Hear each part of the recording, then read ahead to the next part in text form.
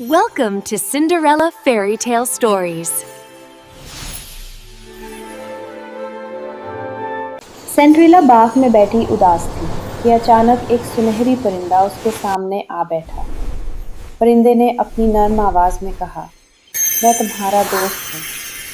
सेंड्रिला ने खुशी से परिंदे के परों को छुआ तो परों से जादुई रोशनी फैली और बाग जगमगा उठा। सेंड्रिला ने परिंदे से कहा, क्या तुम मुझे अपनी दुनिया दिखा सकते हो?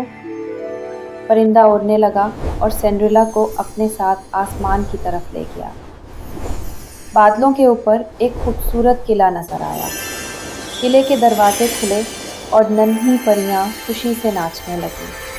परिंदे ने कहा, ये खुशी की वादी है जहाँ दुख का कोई साया नहीं।